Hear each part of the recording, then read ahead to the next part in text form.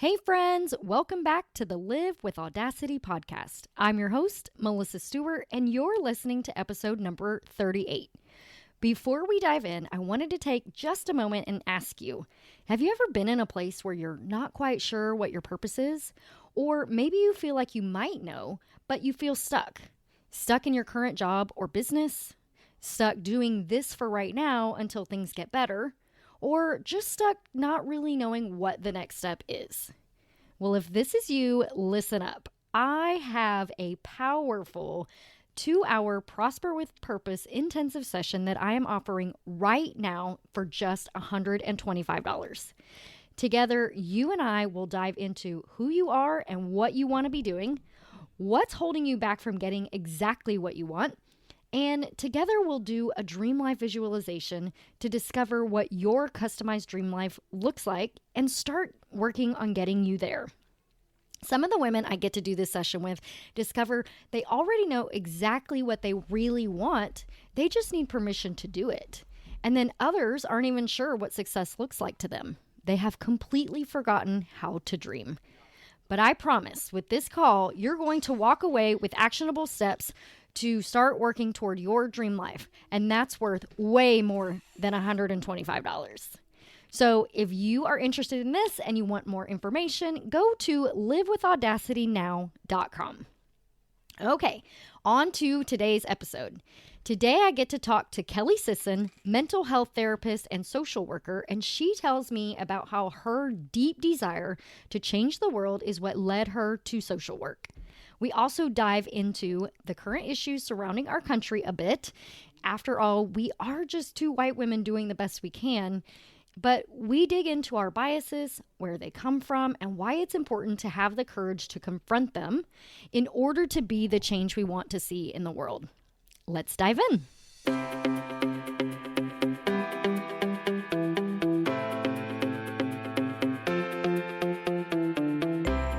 You're listening to the Live with Audacity podcast. I'm your host, Melissa Stewart. Audacity is defined by Merriam-Webster as intrepid boldness or disregard for normal constraints. And that's exactly what we have here. The Live with Audacity podcast is aimed at giving you the courage to explore your someday dreams, do things your way, and start making things happen in your life right now. I'm a mama to 4 kiddos ranging from college student to kindergartner, wife to a high school football and track coach, and a multi-passionate entrepreneur. Together with my guests, we're going to teach you how to live with audacity and intentionality, discover and utilize your unique skills and talents, and step into who you are meant to be in order to make your someday dreams a reality. Are you ready? Here we go. Hey everyone, thank you so much for tuning back into the Live with Audacity podcast. I'm so excited. I get to have fellow coach and actually I think she's a therapist too, Kelly Sisson. Welcome to the show. Thank you so much for having me. I'm so excited to be here, Melissa. Okay, tell us a little bit about what you do and how you got to this place. I said I think a therapist, but I know I read that, right? Yeah, you did. You did. That is absolutely right. So I am a mental health therapist. I actually live in North Dakota currently with my husband and son, and I am expecting our second child within 7 weeks. So we're super close to that. But I'm originally from Illinois and moved here, just kind of picked up life with my husband probably about 4 months after we were married and moved to North Dakota. And at that time, I was a social worker at an inpatient hospital. And things just worked out in a really amazing way when we moved. And it allowed me the opportunity to go into private practice for mental health therapy. So that is primarily what I do as an occupation in our little town around here. And I absolutely love it. I absolutely love it.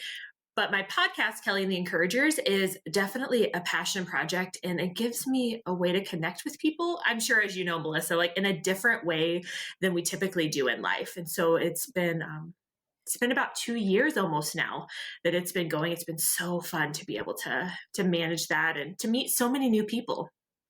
Yes, that is my favorite part of having a podcast is meeting all the new people and getting to know them, and it seems like every single time I have someone on, I totally click with them, and I'm like, "Where have all these people been my whole life?" Yes.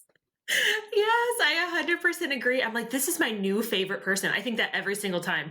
Like, this is my new Every favorite person. time. I'm glad it's not just me. I'm so glad it's not just me. And then I meet someone else new and I'm like, wow, they are so amazing.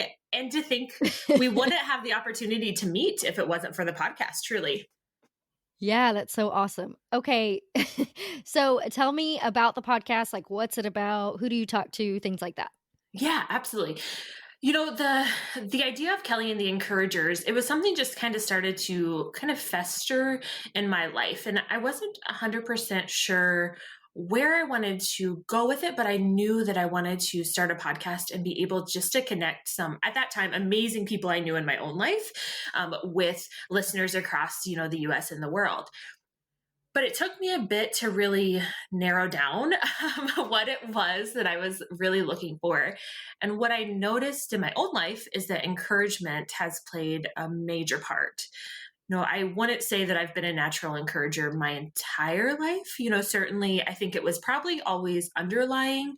But as you know, I mean, we have some moments in life, right, where we're doing really good and we can really encourage Yep. other people, and some where we're not.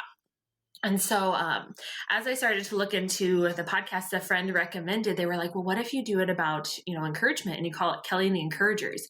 And I love that. It sounds kind of superhero to me. And I It don't know if totally does. I don't know if you like superheroes or not, but me and my family do. And I was like, that's just so fun.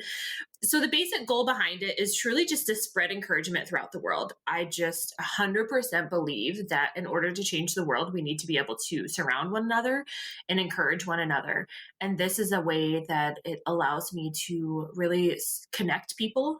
I think that connection is something that is key in our world, and something that, especially now, with the whole coronavirus going on, Yeah. is more important than ever to have that connection. So the goal basically is to have people come on and tell about their lives and tell their hard truths, and to encourage listeners along the way. I love that so much. That's so fantastic and kind of similar to this podcast where people come on and tell their story of how they discovered their purpose and decided to start their business and encourage other people that they have a story that plays into their purpose and their life too. So I love that. Yes, absolutely. That's one of the reasons I was so excited to be able to sit down with you, because I'm like, I feel like that's just very much, in alignment, and we need more of that in the world. So I was super excited to see what you're doing as well. I love that so much. Okay, so tell me what made you decide to get into counseling and social work and things like that? Yeah. It's kind of a funny story. Most people that go into social work have, like, something that's, happened where maybe they had a friend. I have some colleagues who like one had a friend with cancer and just saw the impact that the social worker had on the friend's life. And so they went into social work for that reason. And I've had other friends who were just impacted from social workers in their own life. But really, the reason that I went into social work is because my big sister said to me, what is it that you want to do? She was in college at the time. And I said, I have no clue. I'm terrible at math. I'm terrible at science. I don't know. What do I do? And she had said to me, you're really good at talking through things with people, and to be able to offer some perspective, I wonder if you should look at social work. And I honestly didn't really know what social workers do, but I started researching it, and I just had such a tug in my heart to go down that path. And I knew that for whatever reason, that was where I was supposed to go. I actually went to the competing college across town from my sister's college. Oh but my god, yeah, funny. but I went there, and it was pretty amazing to see that really what people don't realize is there are social workers in so many different aspects of our lives that are really behind the scenes, but that help make processes happen for us in ways that we just can't even really anticipate. So to be able to have that impact and be able to make change in the world is something that I've always wanted, even from a very, very young age. I remember a story my aunt told me once about one of my grandparents, and it sounds like a sad story. I just want to warn you, but It's not, I swear. So my grandma had said, when I was really young, she was like, look at Kelly. She just thinks that she can change the world. And my aunt was like, but look at you now, like you are doing those things. And that to me, at first I Oh. was like, yeah, and my aunt's so sweet. But at first I was like, well, that's kind of rude of my grandma. But also I thought about how cool, I mean, it is, right? It is rude. Let's just call That's it what it so is. funny. but what I also thought was how cool that at such a young age, that was like so inherently in me that I just Yeah. wanted to make the world a better place. You know what's so funny? I love that you brought that up, and, like, one of my favorite questions ever to ask people is, "What was your dream job as a kid?" Because I think it's such a window into kinda who we were meant to be, Yes. and it's so funny to me. I have always been the one that's it's so crazy, kind of audacious, and, like, I'll have people from when I was a kid tell me stories of things I've said, and I'm like, "Oh my god, what was wrong with me?" I love it. And it's so embarrassing. I'm just like, "I would never say that now." Like, that's oh my gosh, what's wrong with me?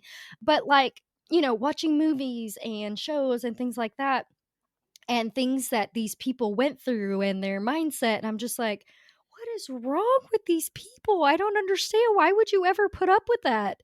And so Yes. it's funny that you said, "I've this has been inside of me. I was born with this. It's always been there." I feel the same way about Audacity. So I love that you brought that up. Yeah, yeah, for sure. And I think that you're right. That is the case for so many of us, truly. What I think is fantastic though is if I look back over my life, I've always been one to advocate for other people. And if you put me in a box, I will kick and fight and scream and get myself out of that box. Like, do not Yeah. box me in. But when I was younger, I didn't really have the knowledge or the ability at that time to harness that. But now, as Yep. we age, we have the ability to really take charge of that and acknowledge like this is a strength, but I have to be able to control it. I can't just be out there advocating for every need ever Right? or, kicking my way out of every box. Sometimes boxes are there for a reason, but I think that's what's so cool is we get to develop that over our lifetime. Yeah, totally. One of the things that I try to tell people is that those things that you think are weaknesses or they're wrong or whatever about yourself, they're not. They're there for a reason to help you be the person that you're supposed to be, and being able to embrace those things and harness them as you put it is really the key of embracing every single thing that you are and being able to serve your purpose in that way. So this is so great. I love it. Yes, absolutely. And I think you are 100% spot on too, about that. The things that we think are weaknesses, often are our biggest strengths. I think back to when I was younger and, we often get messages, right? Like we pick them up, not necessarily that people are verbally saying it to us, but I Mhm. always really felt this message of being too much. And by that, I mean like too emotional, too in your face, too excited, too whatever. I just really felt like I had to Too tame myself cheery, down. Yeah. Yes. Like I wake up in the morning, people too are like, whoa, enthusiastic. what are you doing? But Are you a 7 on the Enneagram? you know what is so funny is I am not actually. I am a 2, which is the helper, and I've only taken it What? once. But here's what I think about that. I don't know that that's accurate. I actually want to go to somebody who like will sit down with you, do the assessment, figure it out because I think my training in social work maybe has changed that as well. My Well, you did answers. say that you've always been kind of the one that wants to stick up for people and take care of Yeah. them, and so maybe you're a 2 with a very strong 7 behind it. If I remember right, I could be wrong, but when I had interviewed Stacey Flowers on my podcast, and I believe she had said that she was a 9, and apparently, or maybe she was a 7. I can't remember. My apologies, but whichever one it was, she says actually when you're doing really well, or I think it's actually when you're not doing well, then you show up as the helper.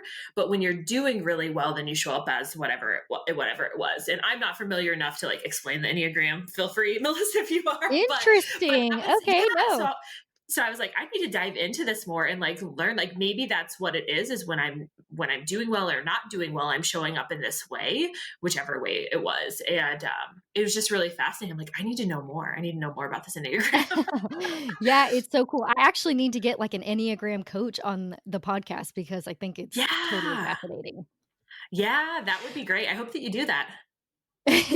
Okay, so tell me a little bit about social work and what instances in our lives do social workers show up? Like, what do they do? Because I know a little bit, but I don't know a ton. And tell me how that helps you be the mental health therapist that you are now. Yeah, absolutely.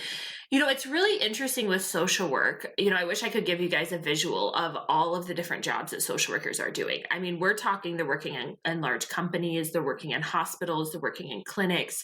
There are social workers that do things like, helping people get food stamps and getting housing assistance. And I mean, there are all sorts of parts of social work. And really, what's nice about that is you really get to choose what it is that you want to do.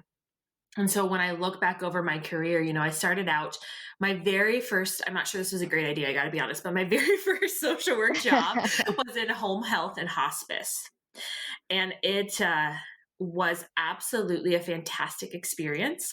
But it was also, as you can imagine, hard in some moments and really beautiful in moments too. That sounds so weird to say about death, but there are times when families would be coming alongside their loved ones or friends would show up in such amazing ways. And so to be able to observe that and help people through that process was pretty life changing, to be honest.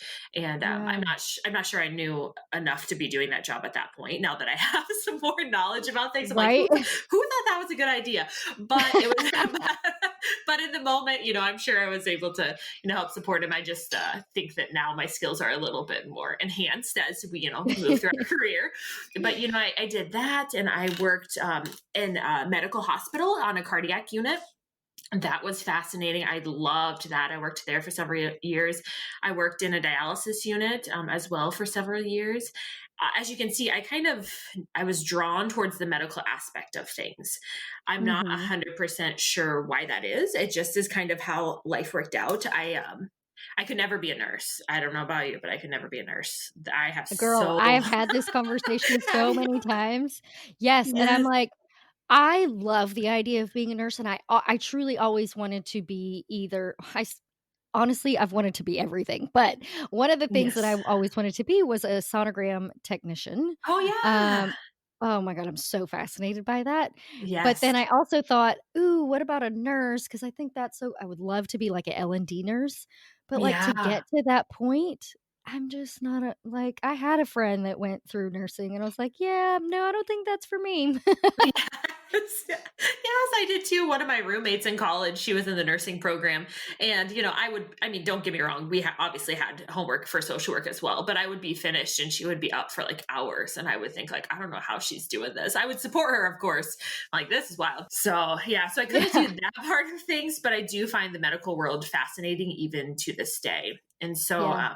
when my husband and I, like I say, we just kind of decided we wanted to move from Illinois, and I applied for jobs because it was just easier for me to find a job first and then my husband to find a job afterwards. And I got an offer for a psychiatric hospital here in North Dakota, an inpatient. And that is Okay. honestly probably where I learned the most about mental health, and really was able to gain some really great knowledge as far as like severe mental illnesses and how that impacts our lives and people's ability really to thrive, even amongst something like, like a severe mental illness. And like I say, that led to me being able to go into private practice. And so I think that that's the thing that's really important to remember about social work is if you are going to, I guarantee that you have ran into a social worker at some point in your life. You may just not have, been able to spend enough time with them or whatever that may look like. So it could have been if you are in the hospital or have a loved one in the hospital, there is definitely a social worker that is managing their case, or a nurse at times to assist a social worker. But it can be Interesting. it can be as simple as, you're in the doctor's office and there's, if let's just pretend someone is struggling with their mental health and was having some suicidal thoughts, there'd be emergency services, and most likely that would be a social worker that would come in and do an assessment to see if you're safe. So, I mean, I honestly cannot think of, maybe at a bank, that, that's about the only place I could, or, my husband's electrician, like electricians don't have social workers, but Right. for the most part, yeah, everywhere else in life, just Wow. in different roles. That's so interesting. Oh my gosh. So interesting. No, I'm just processing everything that you were saying and thinking about all the places that social workers might be. That's so interesting and cool. Okay, tell me a little bit about I read in your bio, she dreams big and takes massive action to reach her goals. How, if we have an idea or something like that, can you encourage us to take massive action or overcome that fear of, what's on the other side to take the massive action? Yeah, absolutely. I identify as somebody who really goes all in when I decide to do something. So if I have something that's tugging at my heart, really what I think, to be 100% honest, and what I would encourage other people to think is like, what is the worst thing that can happen if you try this and it fails? So if I would have, Amen. That's my favorite question ever. yes, it's like there's really not, a real negative outcome. I mean, for most things, and even if there is, I truly believe, and I tell clients this all the time when in my therapy practice too, it's like, there is basically nothing that we can't come back from. 100% in life, we can come back from everything. And so Everything. even if it knocks you off for a little bit, that doesn't mean it's going to be forever. And some of the best people, I don't know if you find this, Melissa, but some of the people that I love the most are the people that have struggled so much and share their struggles and admit that it was not easy to get wherever they are. Yes, totally, and I Yeah. think too, I've had I don't know, maybe this was just God leading me in the direction that he wanted me to go, but I've had so many people in my life that are, like, super perfectionists or just so afraid to make a mistake because of, whatever has happened to them in the past where they've been ridiculed for mistakes or whatever, and it's just like, "Dude, you can change anything anytime you want. What's the holdup? Let's go, man. We gotta do the things." Yeah, no, you are 100% accurate on that. I think back to, so my dad has owned a business before I was even born. So my entire life, my dad has been self employed. And what I think is really great about when you can see someone who has done something like that, then you believe that you can do it as well.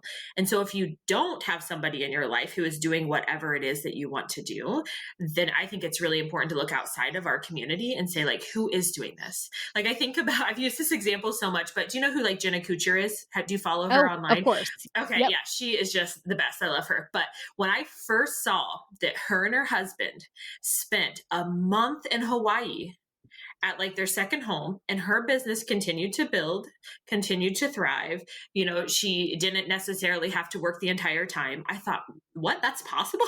I wanna be that girl. Yes. And so once I know that something is possible for somebody, then I know it's possible for me. It just may not be in the exact same way.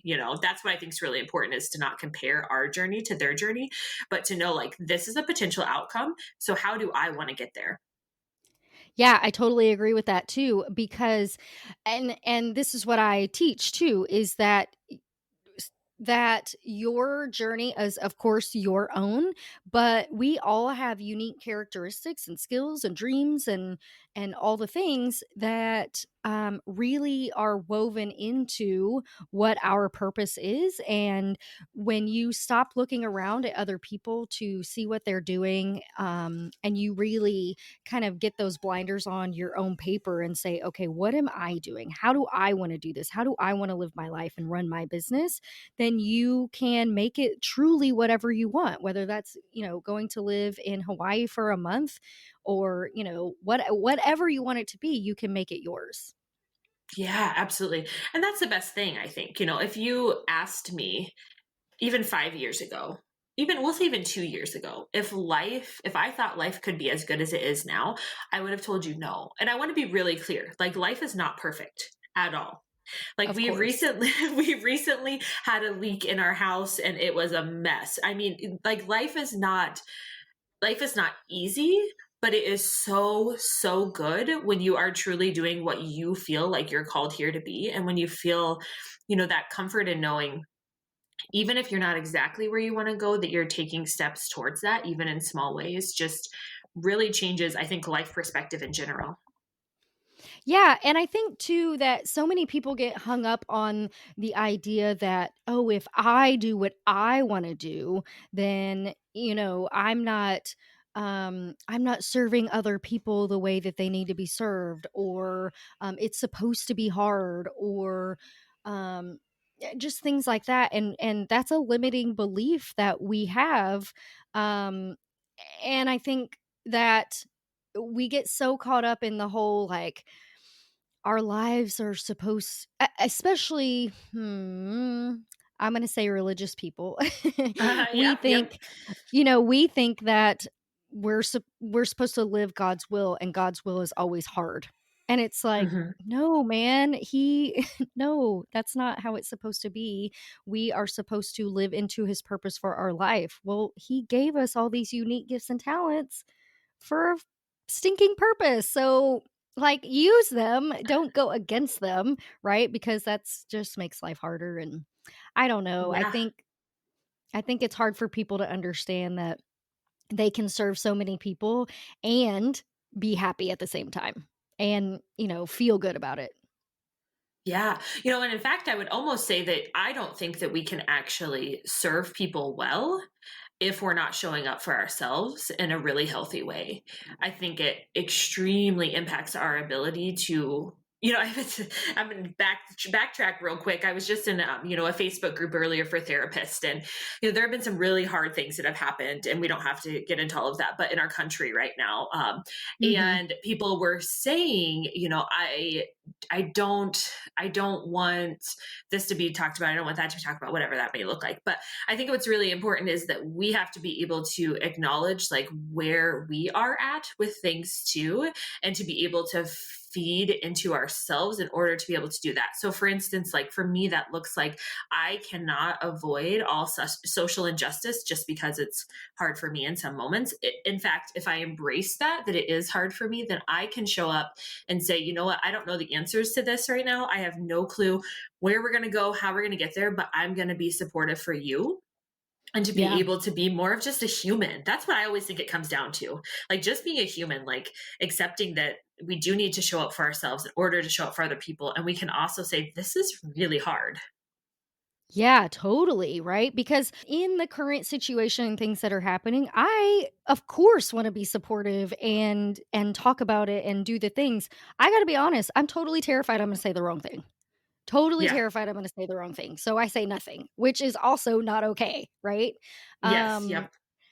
so yeah, how do we figure out how to be supportive and be vulnerable, but maybe like how do we weigh that out? Do we just say, "Screw it, I'm going to be vulnerable and hopefully people know my heart?" Like what do we do? How do we handle this?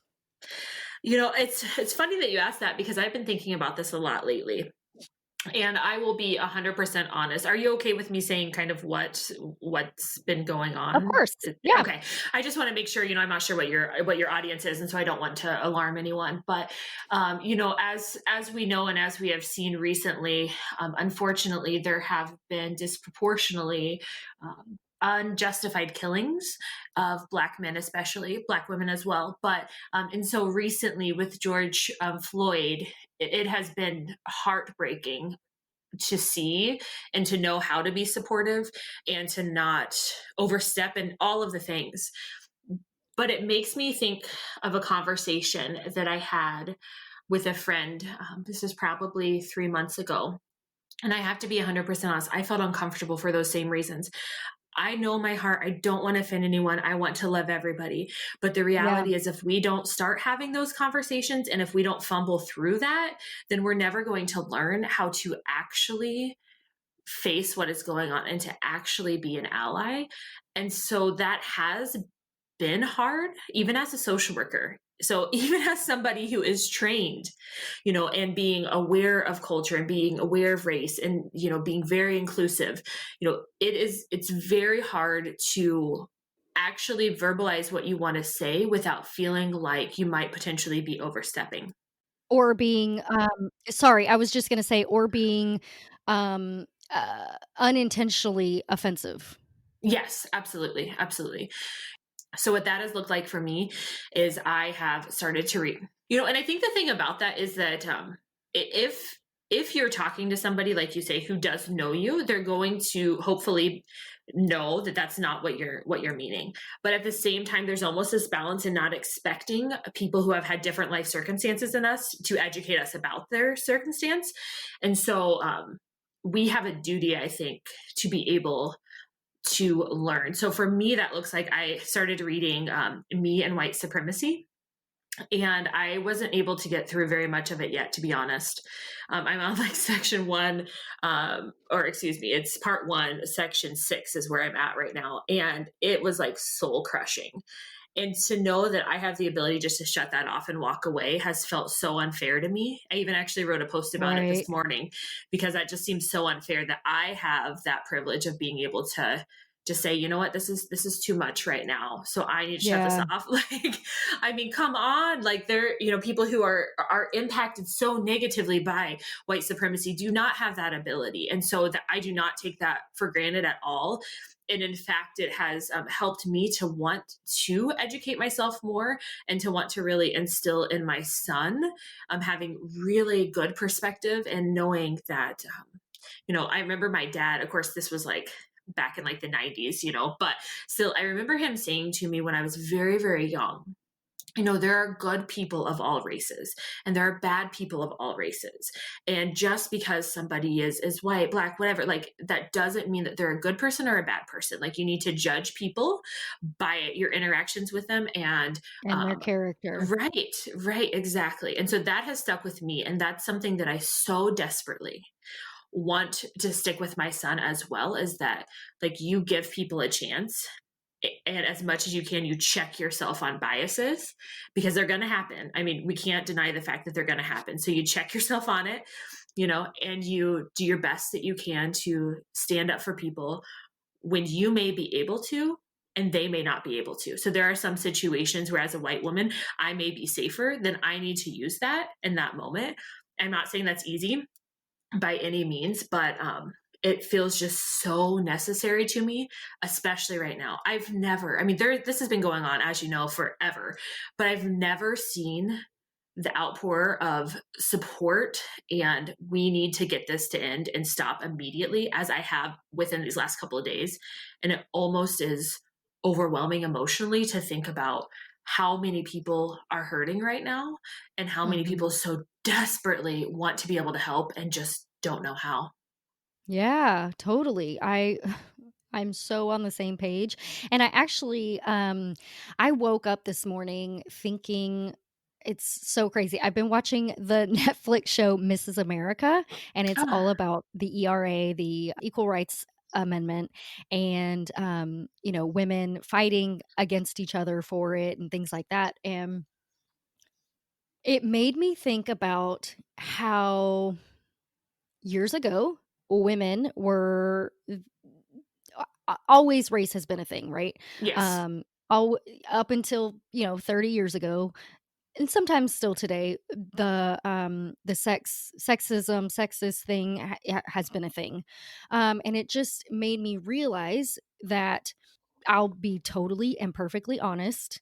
Years ago, when I was younger and didn't know much, I thought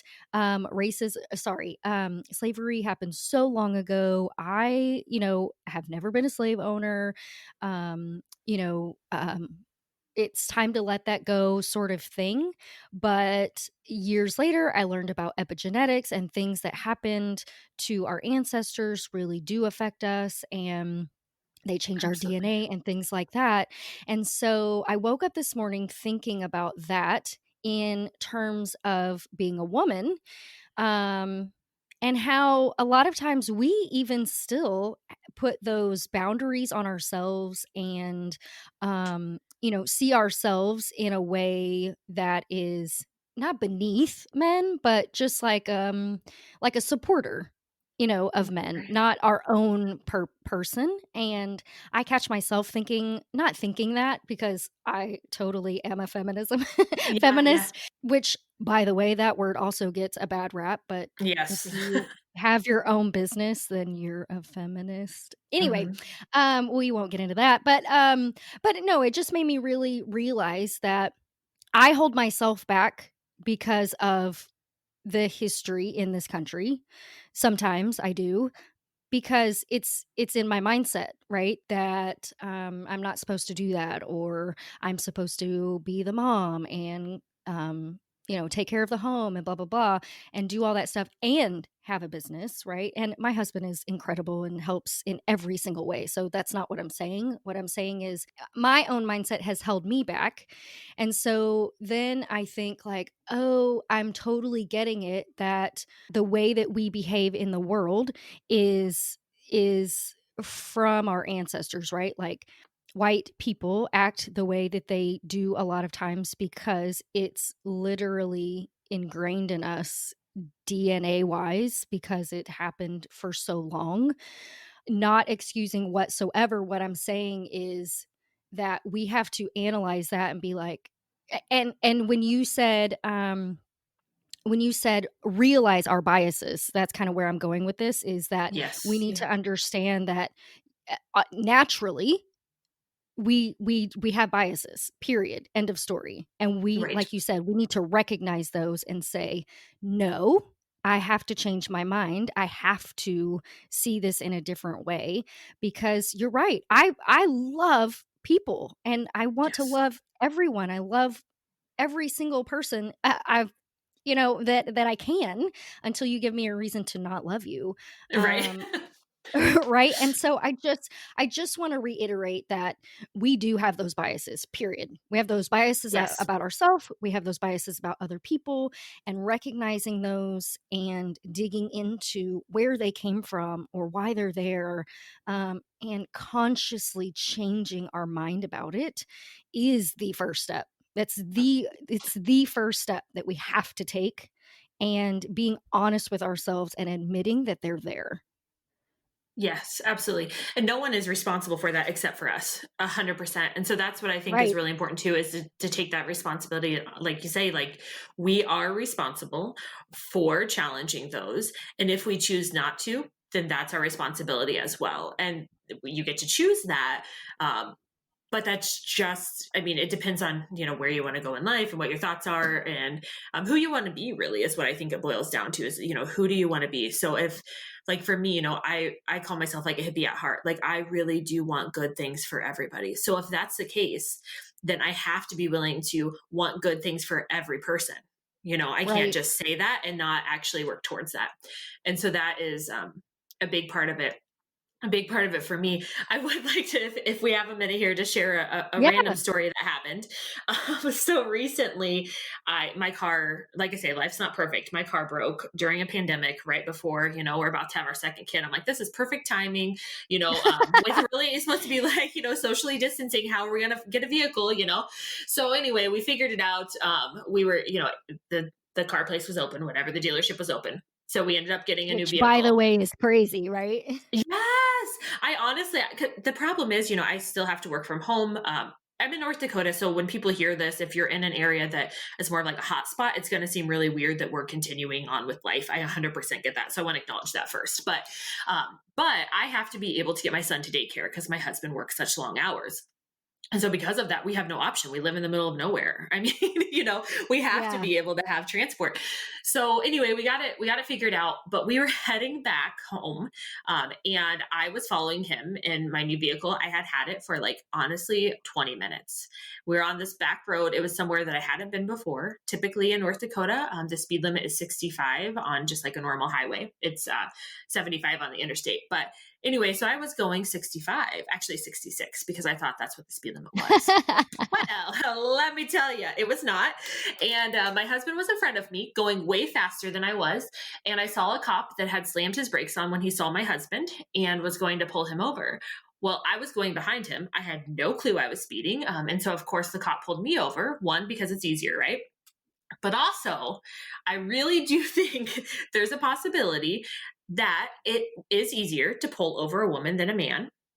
Of Typically course. women are more compliant, right? And so Yep. it would make sense to me that not only would I be easier to catch because I'm right there, but also because I'm a woman, I'm probably not going to give him as much heck. Okay. I'm not angry. I mean, yes, it's a little ridiculous. And that could potentially be part of it. I'm not saying it was, but it could be part of it. I'm not necessarily angry about it because I acknowledge like that's probably accurate. I probably am more compliant than my husband is. Not that he's like, a huge rebel, but still. I mentioned it to somebody in my life, I won't say who, and they immediately cut me off. Nope, that's not why. That is not why. It is only because you were the last vehicle. And I thought, like, if we're really shutting down the potential of that actually being a thing that I wasn't even mad about, just really stated, like, Just that would make observing. sense. Yeah, that would make sense to me. Like, probably is easier to pull me over. I'm probably willing to take the ticket, which, by the way, is only $10. It's so cheap here. I was like, I'll take it. It's fine. Okay, I'm moving to North Dakota I and know, speeding right? everywhere. I know. But still, it was just interesting to me that somebody would shut that down so quickly that that could be a possibility in life. And the reason I share that is because I think that's really important to not do to people, to not interrupt them and say, nope, that is not true, because that hasn't been their life circumstance, or because that hasn't been their experience, or because they don't have the ability to really open up their mind and think, like, this may not be what I've typically observed, but this is a possibility. Just because it doesn't happen to me doesn't mean it doesn't happen. I completely 1000% agree. Man, I am so happy we got to have this honest conversation. Yes, of course, it's two white women, and I don't know. I wish we had someone else here to give their thoughts on it as well, and I definitely will. We'll have that conversation with someone else too. But I just think that if we're not willing to have these hard conversations and thoughts and put them out there, like you said, we're never going to make progress, right? We're never going to learn. We're never going to understand how to approach any subject, right? in this Right. in this manner. So thank you so much for having that honest conversation with me. It means so much to me. Let's dive in real fast to a quick rapid fire. What is a book, article, person, or talk that's changed your life?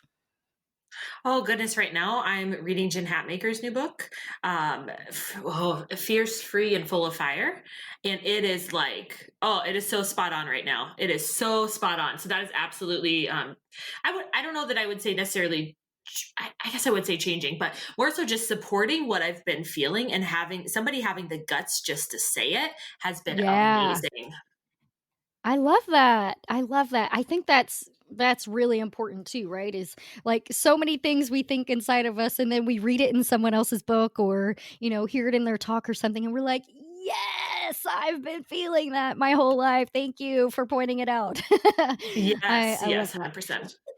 So, tell me about your favorite Friday night at home.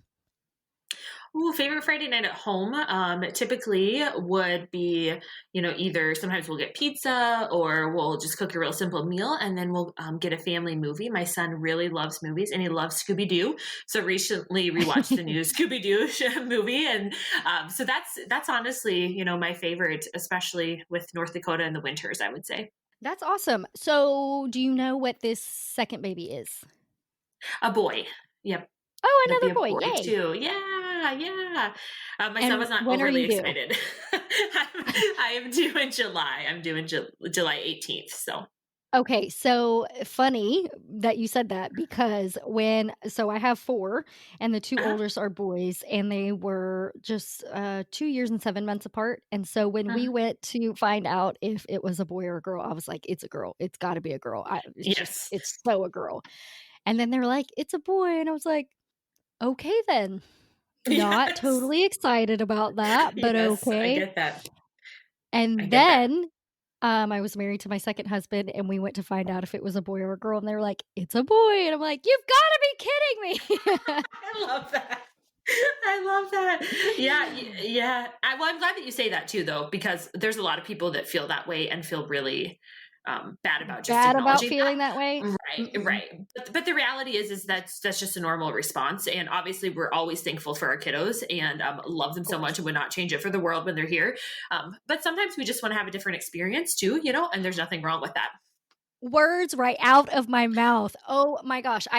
So when I got pregnant with my fourth kid, everyone was Uh, like, "Oh, are you trying for that girl?" And by that time I had 3 boys, so I was like, "No, not really. Like it's probably a boy. I really just wanted 4 kids. Like it's fine. I'll be a boy mom. Like I don't care. I just wanted 4 kids." And then when I found out it was a girl, I was so excited because exact words out of my mouth is, "I just want a different experience. I wanna try something new. I wanna do yeah, something different." Yeah, no, totally love absolutely. that. Okay, what was your dream job as a kid? Yeah, I can only remember, I don't know exactly when I was young. All I know is, like I said, that I wanted to change the world. But I will say, when I was in 7th grade, I thought I wanted to be a dental hygienist. I have no idea why. And I went and I watched them clean someone's teeth. And I was like, this is disgusting. I'm never doing that ever in life. It was so gross. So props to any dental hygienist out there. But I could not do it. So I I was like, nope, not for me. I swear someone else just said that on Oh, my really? podcast, and I don't Oh, know that's who so it was. funny. Oh, yeah, I'm gonna have to go back and listen to him now and figure out who it was. That's hilarious. Yeah, no, they were just like, "Yeah, nope, not Mm, not doing yep. that." Yep. Absolutely. What's your next vacation that you're planning? Right now, I have to be 100% honest with the baby coming and everything going on in the world. We do not necessarily have a vacation planned coming up, but I will say we Your really want to go. vacation is 3 days in the hospital to Oh, yourself, getting to watch whatever you oh, want on TV. yeah. That's one way to look at it for sure. Yeah, for sure. I do know that we want to go out to Western North Dakota and Montana because we've never been there. So we want to kind of do a road trip at some point, which would be really fun. So, Oh, that would be fun. yeah. Okay, what is your best advice to help our listeners live with audacity? I would say to really challenge those thoughts that hold you back. I mean, that is one of the biggest differences that we can do is to challenge our thinking. And so, if something is holding you back, or you're worried about someone else's opinion, or you just aren't sure if you have, the capability to do whatever it is, just to challenge that and realize like you'll figure it out. You've always figured it out. And if you need help, you can always ask for help. I mean, I ask for help with projects. When I started my podcast, I had to have help. I had no clue how to do this, so Yeah, just being able to challenge your thoughts and to ask for help when you need it, and to just believe in yourself that even if it's not perfect, that you're doing a good thing and a thing that you feel called to do. I love that so much. Okay, where can people find you to get more information? Yeah, you can follow me on Instagram at Kelly the Encouragers, or you can also follow me on Facebook at Kelly the Encouragers. And then my mental health practice is called Sisson Counseling Services. So follow me there or at kellysisson.com. Perfect. I will put all of those links in the show notes, of course. Kelly, thank you so much for being here. I had so much fun with you and glad we got to talk about all the things. Had no idea it was going to go that direction, but I think it turned out great. Yeah, absolutely. Thank you so much for having me on the show and for sitting down with me. It was so nice to be able to meet you. Hey, y'all, I had to jump in here real quick because I need a favor. If you are loving the Live with Audacity podcast, I need you to do me a big solid favor and share it with your friends, share it on social media, and go to the Apple iTunes link and click subscribe, rate it, review it. I need to know your feedback, and I want to keep putting this out for you, so I really need your help to get the message out. Thank you so, so much for your loyalty and your super kind and sweet words. They mean so terribly much to me.